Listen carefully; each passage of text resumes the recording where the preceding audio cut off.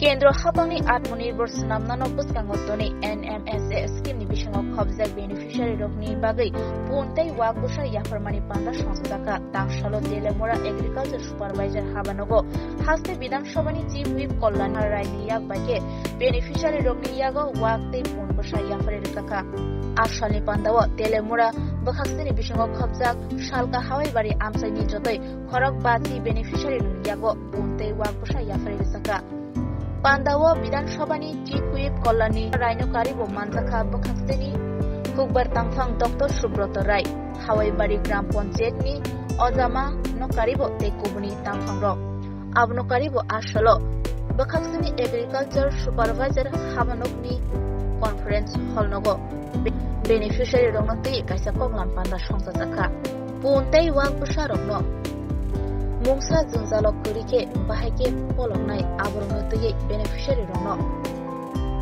ফ্রমজাখা কম হয়। আমরা জানি যে আমরা কৃষিকাজ করার জন্য সবচেয়ে গুরুত্বপূর্ণ যে বিষয় সেটা হচ্ছে জল। পর্যাপ্ত জল না থাকলে কৃষিকাজ করা সম্ভব হয় না। আর এই জন্য প্রধানমন্ত্রী কৃষি সিঞ্চাই যোজনা নামে আরেকটা যোজনা চালু করেছে। তো যে জায়গায় বৃষ্টি কম হয়, বৃষ্টির জল থাকে না, সেই জায়গায় এবং যে জায়গায় জলের অভাব বা ঘাটতি দেখা যায় কৃষি ক্ষেত্রে, সেই জায়গার মানুষ যাতে জীবন জীবিকা নির্বাহ করতে পারে, পরিবার পরিজনদের যাতে প্রতিপালন করতে পারে, তার জন্য একটা ব্যতিক্রমী উদ্যোগ নেওয়া হয়েছে যে যার মাধ্যমে কৃষিকাজের বাইরে গিয়ে পশুপালনের মাধ্যমে মানুষ যাতে জীবন জীবিকা নির্বাহ করতে পারে। এই প্রকল্পে শূকর, গরু, ছাগল, গরু এই বিষয়গুলো দেওয়া হয় বেনিফিশিয়ারিকে। আজকে আমরা এখানে শূকর এবং ছাগল ছানা আমরা আপনাদের হাতে তুলে দেব। আপনারা জানেন যে শূকর এবং ছাগল অত্যন্ত লাভদায়ক প্রাণী বর্তমানে। শূকর ছানা যেটা ৩,০০০, ৪,০০০, ৫,০০০ টাকা দিয়ে যে শূকর ছানা কেনা হয়, সে যখন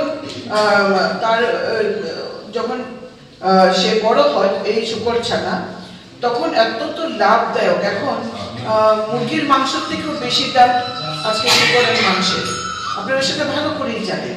তো শূকর একটা প্রতিপালন করলে ৬ মাসের মধ্যে শূকর অনেক বড় হয়ে যায়। তখন যে শূকর ছানা ৩,০০০, ৪,০০০ বা ৫,০০০ টাকায় কেনা হয়েছে, এটা প্রায় ৬০,০০০, ৭০,০০০, ৮০,০০০ টাকায় বিক্রি করা যায় এতে করে, এবং ৬ মাসের মধ্যে এটা অত্যন্ত লাভজনক। এবং ছাগলও দেখা গেছে যে ছাগল থেকে দুধ বিক্রি করা যায়, বা পাঠা যদি হয় সেখানে পাঠার মাংস বিক্রি করা, এগুলি অত্যন্ত লাভজনক ব্যবসা। পরিশ্রম আছে, যে কোনো কাজেই পরিশ্রম থাকে, কিন্তু যারা আমরা যাদের বলি যে আনস্কিল্ড লেবার, যারা ধরুন কোনো ট্রেনিং নেই, অন্য কোনো কাজ করতে পারবে না, কিন্তু কৃষিকাজ এবং পশুপালন করে যারা জীবন জীবিকা নির্বাহ করতে পারে, তাদের জন্য এটা একটা উৎকৃষ্ট প্রকল্প।